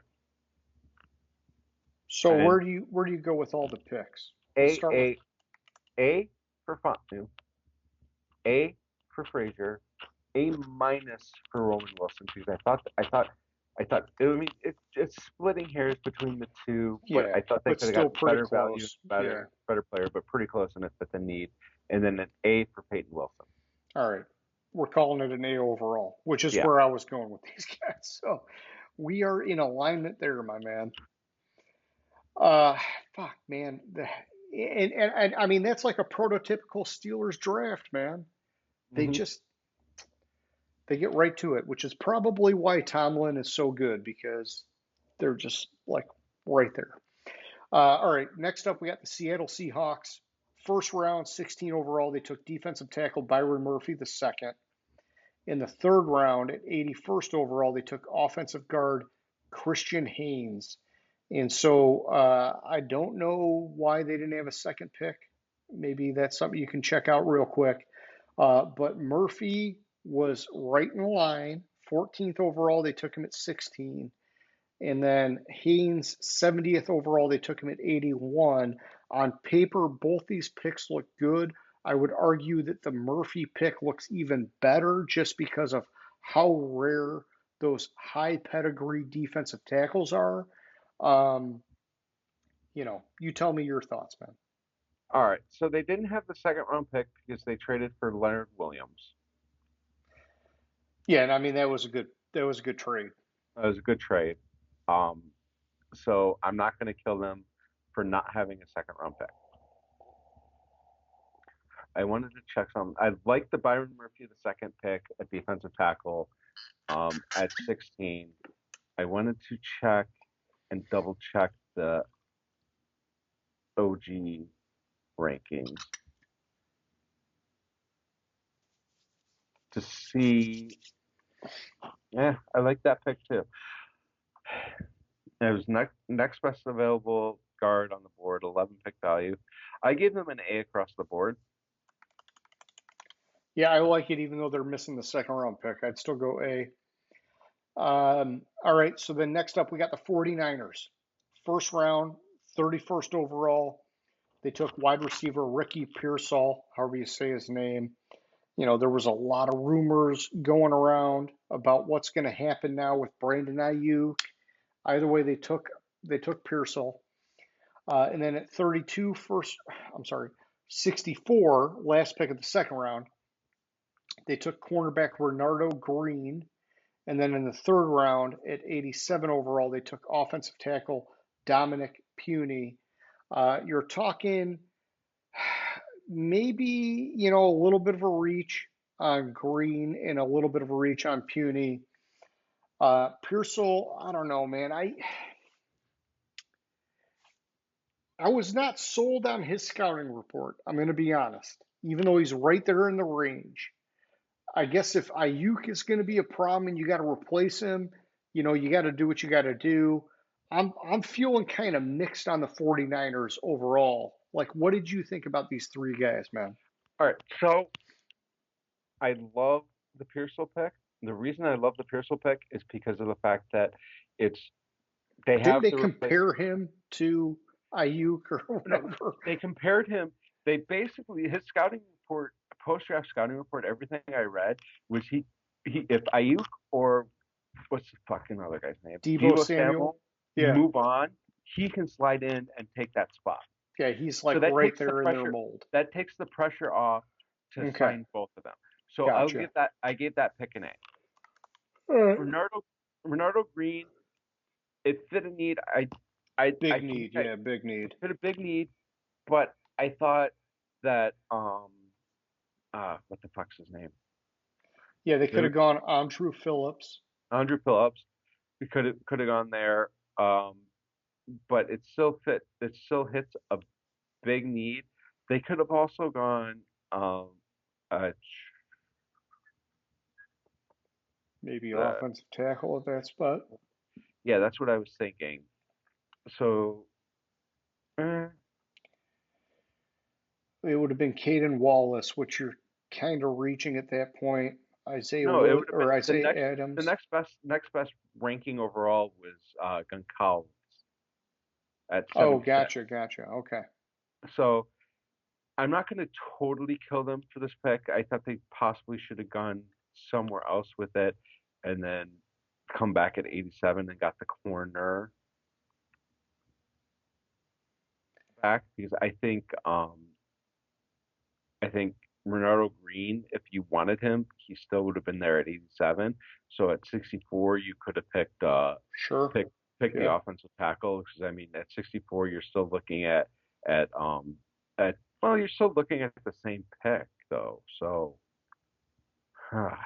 Yeah, uh, the board wasn't like in alignment with their needs, unfortunately. Yeah. yeah, the board is not in alignment on their needs, and it's not necessarily the best. And this It's is another team that's so fucking stacked. What do you do, right? Well, you go best available like Philly. yeah. They didn't do that. They went after, plugging holes. But Yeah, all so right. I thought they were little bits of a stretch, so I gave Green and Puny a B. Yeah. And the reason it was a B was because it was a little bit of stretch, but it's kind of how the board fell to them. Yeah. Let's go B plus overall. I'm good with that. Yeah. Yeah, I mean, I think that's the mistake, right? As a team like Philly is going to say, well, hey, when all else fails, you just take the best available. And the 49ers, it just seems like when all else fails, they still plugged a hole when they could have taken a best available and maybe just stacked a position group. And so maybe that's the fault. All right, next Yeah. up, we got Tampa Bay. Oh, Tampa Bay. Oh, hey, you're excited for Tampa Bay. All right, so at 26 overall, Tampa Bay took center Graham Barton. In the second round, at 57 overall, they took edge Chris Braswell. Third round, 58th overall, they took safety Tyke Smith. And then also in the third round, at 93 overall, they took wide receiver Jalen McMillan. On paper, Barton looks like a good pick. Braswell looks like a good pick. Tyke Smith, a bit of a stretch. McMillan looks like a good pick. Um, I'm just telling you, in my opinion, this is a weird kind of thing to look at with the Buccaneers because I've not always been a big fan of their draft classes, but I feel like they did pretty good here. Maybe they could have squeezed a little bit more out of it. I don't know. What do you think, man? I thought they were starting off having a great draft. They draft Barton, big need, good value, A. They draft Braswell, value right there, big need, A. Then they go to Tyke Smith. Yeah. I mean, you got the best safety in the NFL, and now you're going to draft another one. and and you passed up Cole Bishop At safety? at safety to draft Tyke Smith. Cole Bishop Oh, rated at yeah, that was a 54, big. Yeah, Tyke Smith rated at 110. I give that pick an F. and not to mention, what else did they miss by, just overall value? So 58, I mean, they could have stacked the offensive line. They could have, oh, man. Well, if you're They could have and that gotten a linebacker. There's a lot of directions they could have gone. All right, I'm actually very highly critical of the Tyke Smith pick now that we're talking about it. yeah, like there's But so I do like the McMillan pick. I like the McMillan pick, but I don't know why the fuck they need a wide receiver. Oh, dude, it's because the rumors have been every year about whether they're going to lose either Mike Evans or Godwin. One of But they them just every. signed them for like 4-year extensions. I know, but you got to be thinking that one of these years either one of them's going to be traded or something's going to happen, and so you got to start planting those seeds to get a guy. And so I'm not killing I'm them. not I'm not opposed killing them I'm not for opposed to the McMillan. third round pick, man. I'm not a, I just I don't think it's a need.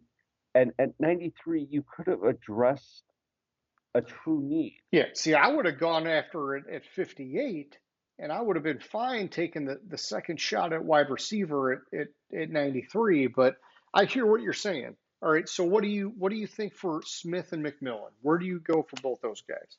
I mean, Smith, I Well, would probably Smith's an dog it F. pretty hard now thinking about it. Yeah, I was gonna say I was gonna Smith's go an F. D, but we can go F. Yeah, McMillan, McMillan. I gave it a B. I gave it a B All right, because yeah. I struggled to Let's not see, totally knock it out. Yeah. right.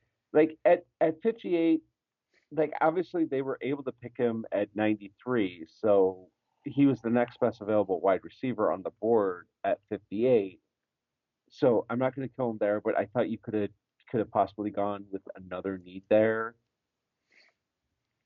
All right, But what are you thinking for this overall top three group?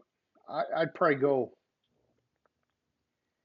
I mean, the F drags it down, but I would still probably give it a B. I was thinking a B because of how good the first two picks are. Yeah, I mean, those are, in my opinion, more heavily weighted, and I think those are both very, very good picks. Hmm.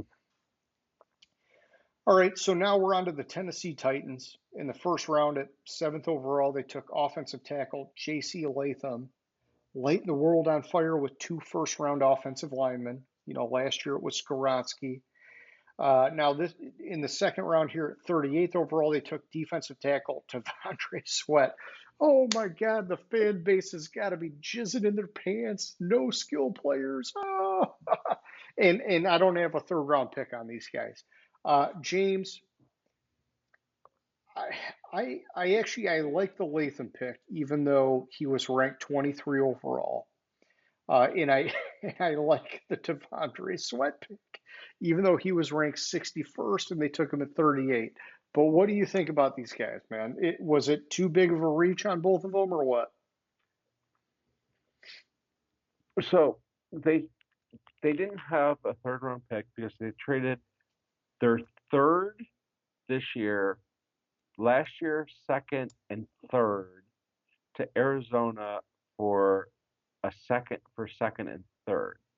And who did they pick with that pick in?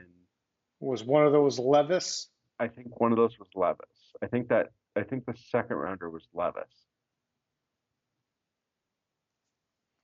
So a little shuffle Rooski of the picks. Well, Shuffle of the picks, they got Levis, so I'm not going to kill them for not having a third. Okay. With Latham at 7, fit a need, yes. To technically fit a need, yes. Fashanu, we talked about this. Fashanu, Mims, Kruaga, who I think all are better than Latham.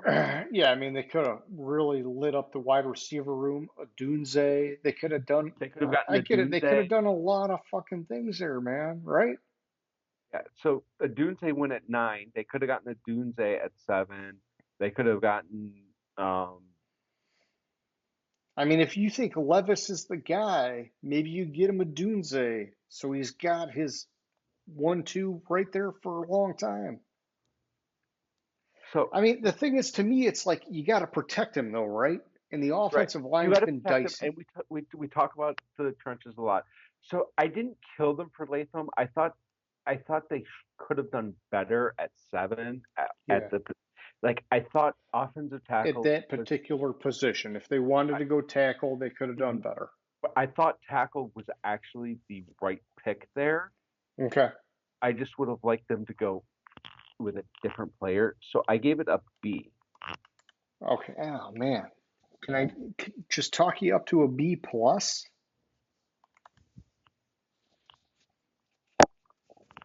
Hmm. No?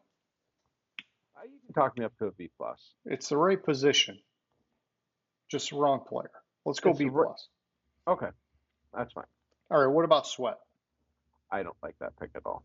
Really? Dude, the scouted reports on him are fucking phenomenal. And you know these defensive tackles always get overdrafted if they're any good. If they, I, okay, I will give you that. I I know if they're any good, they get overdrafted. But yeah, why didn't they take, Why didn't they take Fisk? Why didn't they take yeah, no, Fisk Mason probably. Smith? Yeah, you're Why right. didn't they Fisk, take Miss, and Jenkins? Jenkins. Ooh, man. All right, so from what I know about Sweat, is we're talking a different kind of defensive tackle. We're talking the big mamma jamma that's like 380 pounds guy versus the, Chris Jenkins, Michael Hall. Those guys are more versatile, inside outside defensive tackle can, move around on that line a little bit. But still, I can't argue with the rank being that far off, right? But I also thought it was the wrong position to pick here. What was their second best or their second highest need? Where were you going to go? Right, but if you're going Sweat, I thought they could. I thought they should. I thought they should have gone wide receiver here. Okay.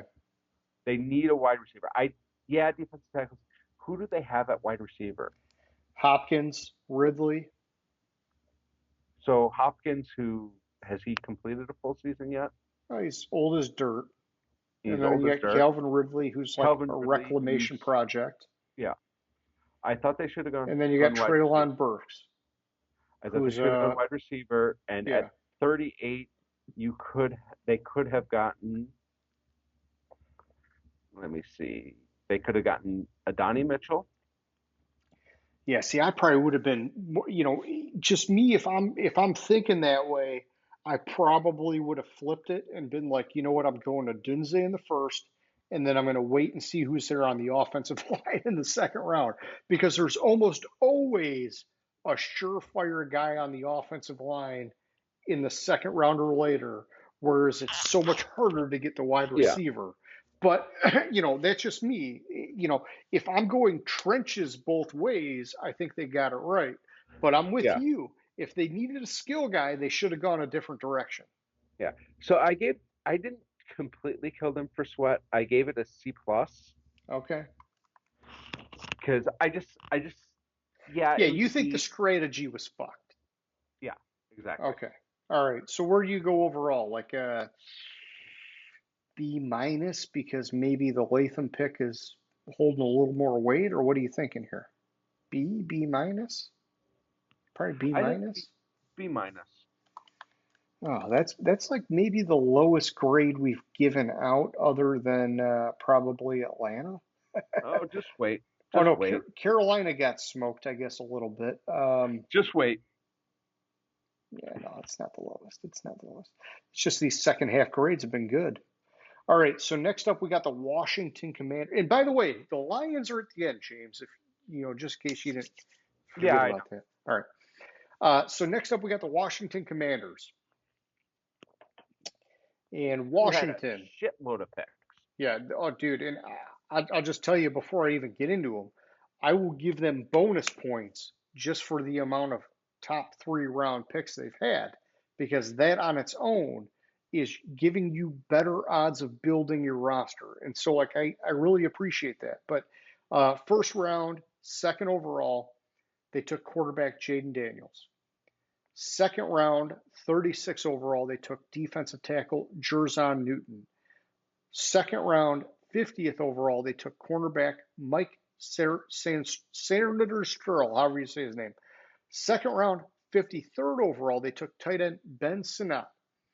Third round, 67th overall, offensive guard Brandon Coleman.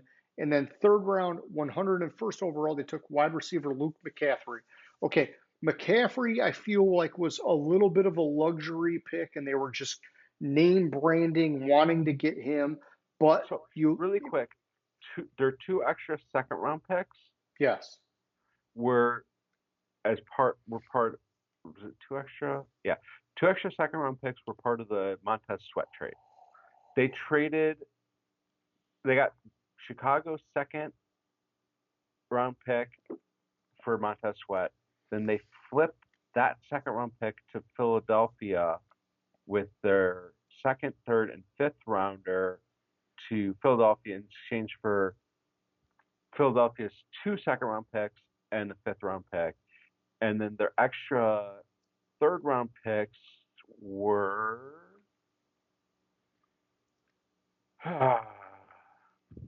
Probably 101 was an extra one, right?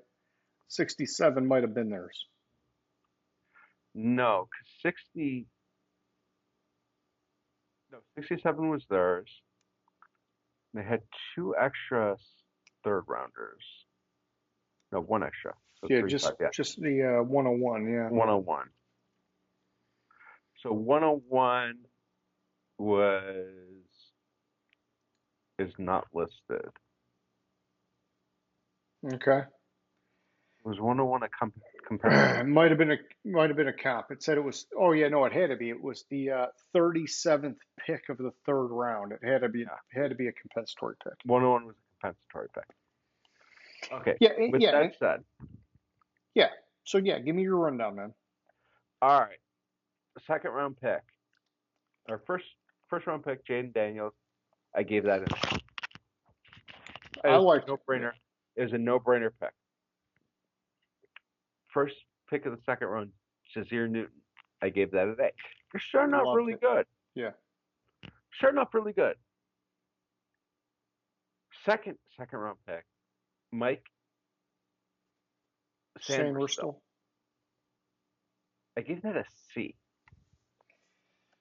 Was it that far off, man? Well, I guess I'm just looking at it because they missed on Rakestraw. They missed on. Let me see. They missed on Rakestraw. If they were going to go that way, they missed on Rakestraw. Okay. So now what about Sanat? I know it was a reach, but that was actually a pretty big need with Logan Thomas, or what's his name, gone. I gave that a big fat F. Really? You don't like Sanat at all, huh? It's not that I don't like Sanat. I don't like Sanat in the second round. Yeah, I mean it is a stretch for sure. I thought tight end was a need that wasn't listed that could have been higher. Right, but I think if you're gonna go with that, you could have come back and picked him in the third round. Sure. Yeah. And gone differently in the second round. All right. So what did you think about Coleman and McCaffrey? Coleman was a D. A D. Wow, you're smoking these guys. Well, yeah. Well, yeah, it's obvious. It's obvious. Like, they did miss out on BB and Haynes. I got you. Okay. BB and Haynes. Yep. Like, I mean, but it was a need, so it's just, you're stretching for a guy a little bit. I just wouldn't have given it a D. I would have been a little bit nicer. And then you get to McCaffrey. Let's see. Let's take a look at the wide receiver. They picked McCaffrey. Give me the number, 101? Yes. I give that an F. Big, fat, fucking F. Okay. I thought that was a huge stretch. All right, so they started good, and then they got creamed. But yeah, giving them bonus points because they were able to flip and get all these picks without really giving up much. Yeah, and any of them can turn into something, right? I mean, it's right. Any of them can turn into something. I mean, they flipped their 1 second round pick for one of their 2 second round picks to have 3 second round picks. I give them extra points for that. Waiting I would give them a B minus, C plus overall, C plus.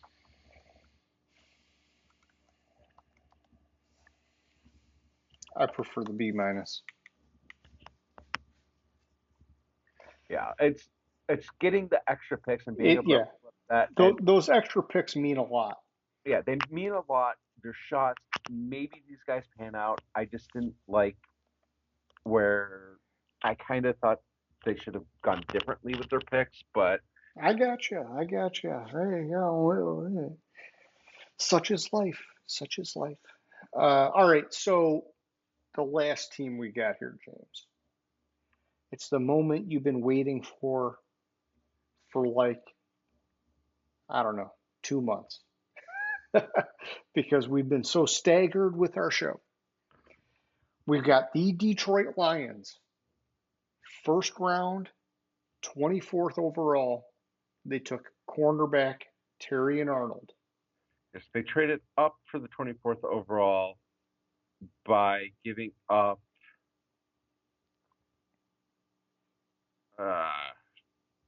traded where the fuck is it? I find it?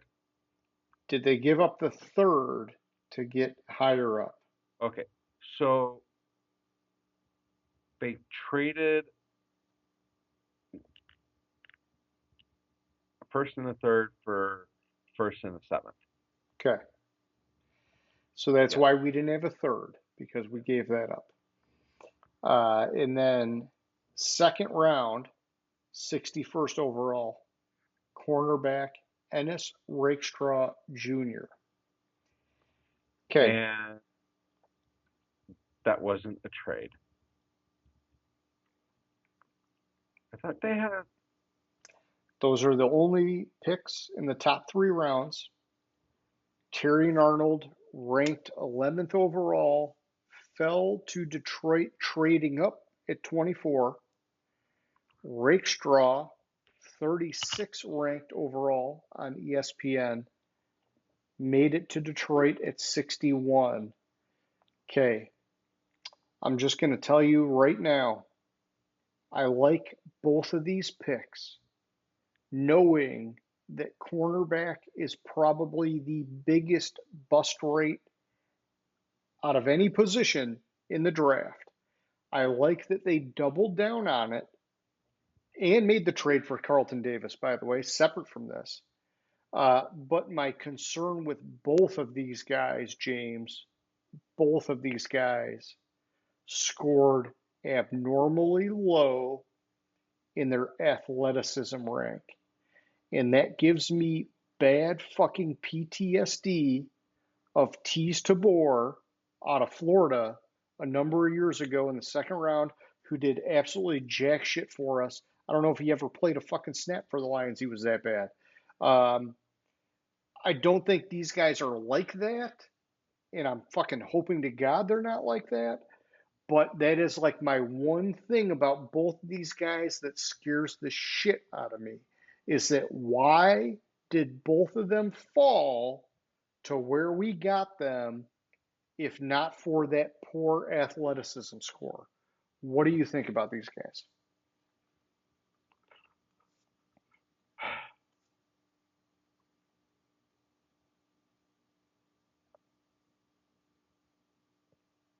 I love both picks.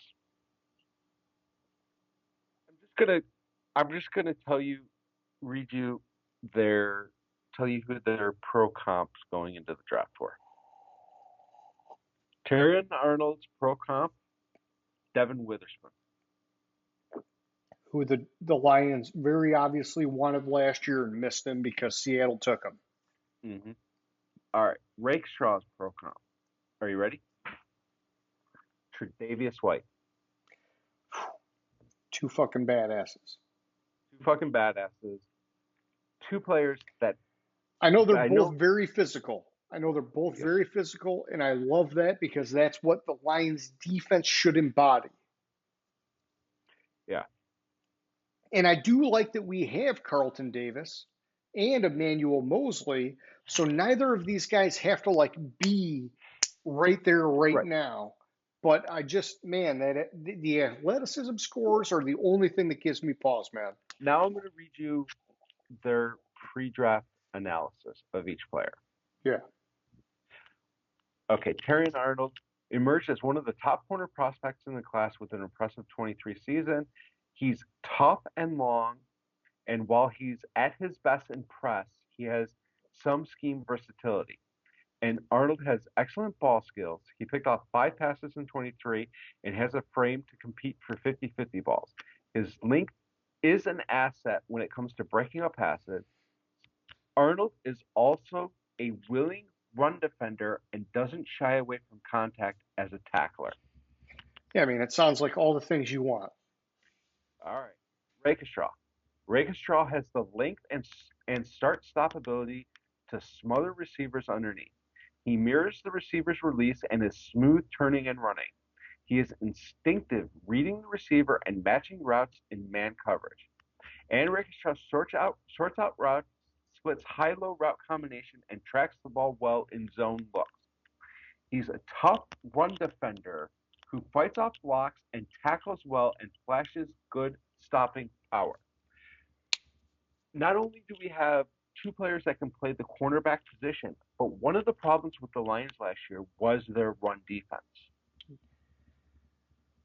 See, I thought they had one of the better run defenses. Late in the season, their teams were able to run the ball on them. Okay. Once they got past, if they were able to get past the first level, if they were able to get into the linebackers or further or outside, the Lions struggled. Yes, we need a secondary that can tackle. We need a secondary that can tackle, but we also need the secondary that we're not giving up the coverage on the secondary. I give both of these picks A's. The only thing I give Regishaw an A plus, I give Arnold an A. The only thing keeping me from giving Arnold an A plus is I thought we should have traded up to 17 to pick the edge Yeah. guy. Yeah. And how much would we have had to give up to do that? It's exactly. It's kind of hard to say. That's a question. But for the draft, I give the Lions an overall an A. I have no besides that minor complaint of not trading up to 17, which is a minor complaint because we don't know what they would have to give up. I know, but we can't just drink the Kool-Aid right down our throats. I'm giving it an A minus, James. A minus. There are some blemishes here that you're overlooking.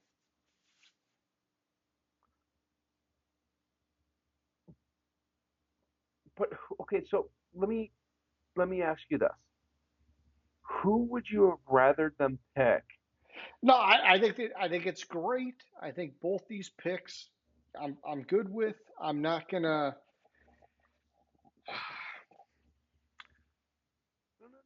No. Let's talk this out. Sure. And I don't have it in front of me. Sure. So who would they have taken at 24 instead of Terry and Arnold? If you're go going best value overall, they got him.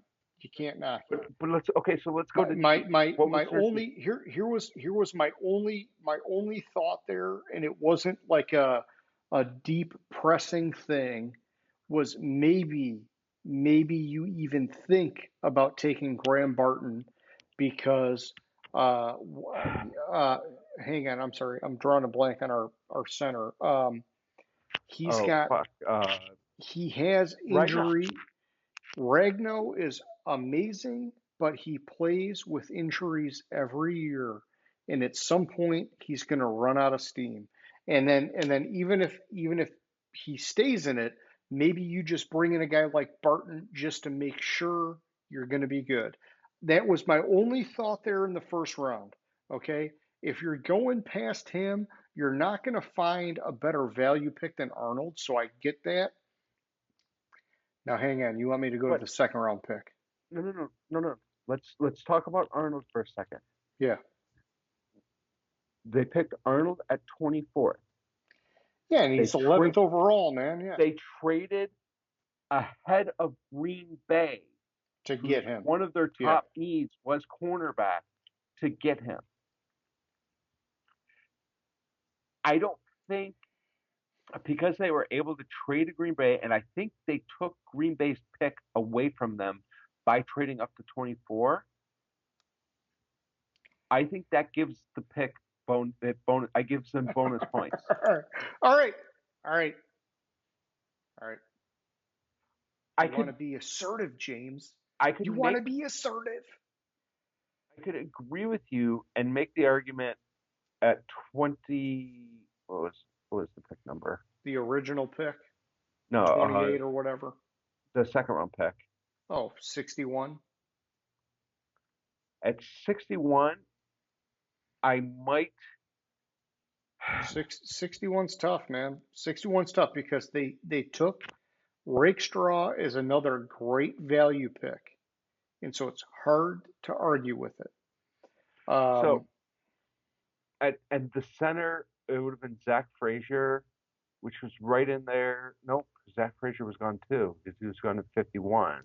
No, I mean you could have taken Rosengarten and been like, we're just going to back up for when the Penny Sewell Taylor Decker thing plays out because Sewell's obviously long term. Decker eventually is going to fade off. I mean, you could have done that. Not that that would have been my favorite move there, but if you were that hell bent on Terry and Arnold in the first pick, then maybe you start looking at trench contingencies in the second round. Um, I do also like that Junior Colson was still here at linebacker because we've sucked fucking dick at linebacker, and it would have been good to go after another position group here. But I mean, James, I don't want to fight you hard on it, right? Because I do like both the picks, but I've got to play devil's advocate because we're fucking Lions fans, man. Yeah, I'm hearing you. You just love it that much. No, it's just the fact that like this was their top need, And they doubled down and they because they're doubled not fucking down, around. and they got two of And the yeah, two at high value. high value, probably I do appreciate that. I probably do appreciate that. two of the top 8 corners, probably higher, more, probably lower than that. Like, No, I mean, based on that, I'll say they did a great job. And I'm fine. We'll give them an A. We'll give them an A. I'm just saying I would go A minus because I always think there's maybe some other angle where they could have had some better result. But I got you, man.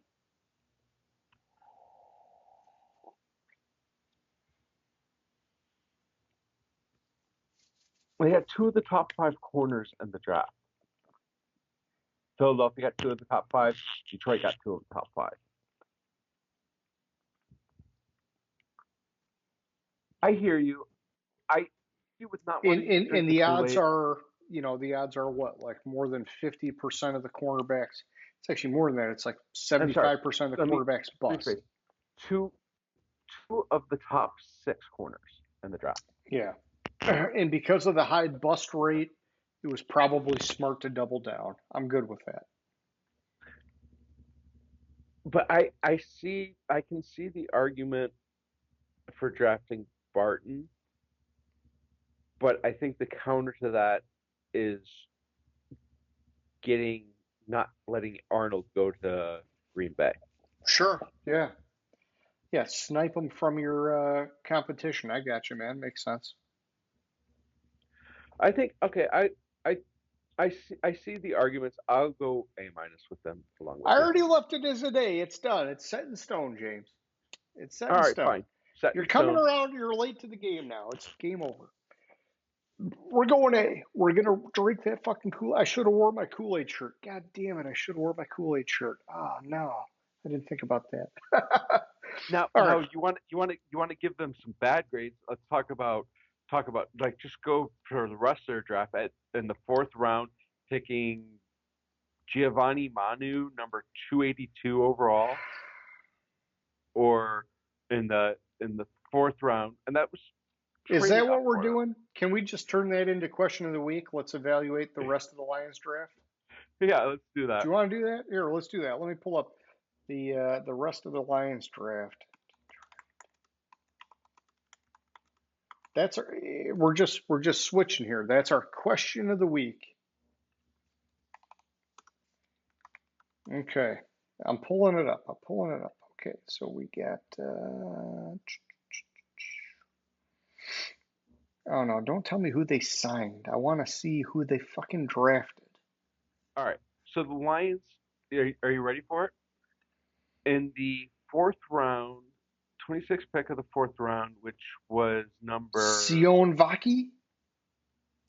no, Oh wait, no, that's not the first fourth round pick. Sorry, Giovanni Manu, Giovanni Manu.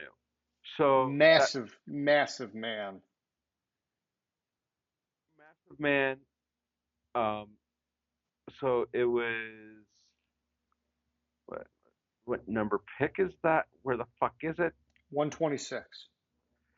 At 126, they picked the 282nd ranked player in the draft. Probably could have signed him as an undrafted free agent.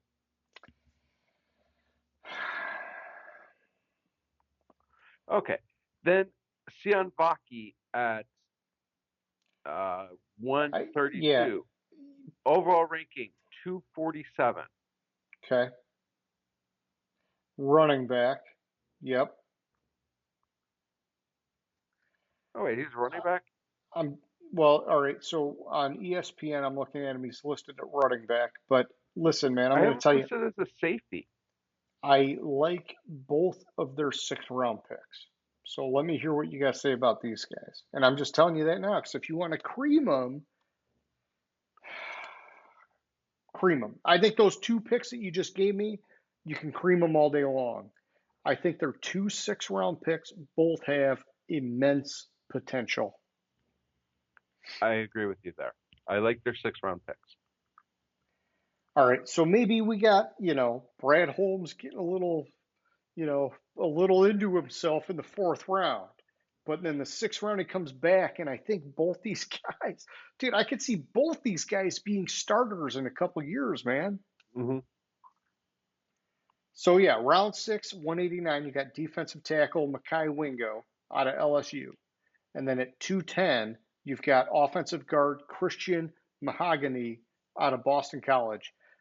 Man, they both have great scouting reports. Wingo was a team captain. Mahogany did not allow a sack and just one quarterback pressure in 23. Man, and we love the trenches. And I think that, if you're not going to like really like hit the high probability pick in an early round, throw the darts at these guys later in the draft because you're going to have a higher success rate with a trench player in the sixth round than you are with a wide receiver or a cornerback or any of these other positions, man. And so, like for me, I love that they took two trench guys in the sixth round. So, but let's go to the second, fourth round pick. Yeah, let's talk about those. Those are a little Vaki funky. ran the Yeah. third slowest 40 of all the safeties at the combine Yeah, and I don't know why ESPN's got him listed as a running back on the page I'm looking because at. he rushed for 158 yards at Cal. Okay, yeah, all right. So it says he's a two-way weapon. Okay, all right. At Cal, see, I know I'm showing him as out of Utah. Oh, okay. So you're talking Cal maybe 2023, he played before. Okay, all right. the year before. He played at Cal, rushed for 158 yards. At Gotcha, Utah, he played gotcha. safety. All right. So now with Giovanni Manu, can you just say maybe there's a little something there because of the massive size and also his physical mobility. The guy played basketball and he was 6'7", 352 pounds. See, I have him at 6'8", but he's he's a project. He has raw offensive tackle Yeah. prospect, long arms, good quickness for his size. Didn't play against high level of competition at the college level. No, he man, I'm trying to think of the guy. He reminds me of a guy that the Lions drafted. Man, I can't think of his name. Fuck, what was it? Another massive guy that just never really, not with us, never made it. He latched onto a team somewhere else, but fuck. Um, Cornelius Lucas. Was that his name? Either way, it kind of reminds me of him, where it's like maybe there's something there, but it's gonna take time and it may never work out. But for Mhm. me, with a fourth round pick, I don't hate it, man. It's like, you know, what else are you gonna do in the fourth round, right? Like in the fourth round, you're throwing darts. Mhm. That's true. You are kind of throwing darts in the fourth round, but I don't know. It feels Yeah. like a way too big of a stretch. Yeah, Cornelius Lucas, undrafted by the Lions in 2014, and he's been playing tackle for the Washington Commanders.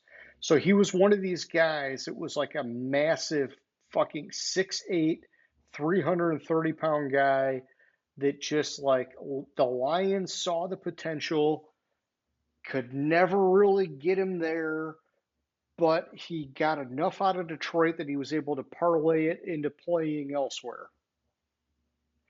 See, that's what That's I see out of Giovanni Manu. We just took him in the fourth instead of undrafted.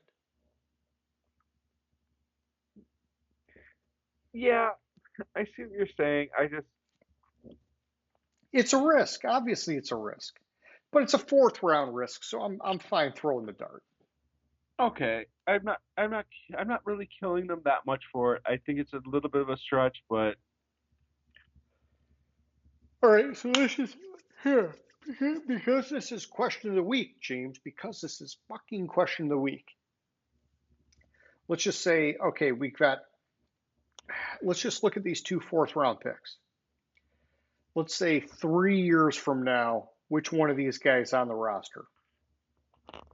And here, I'll give you the.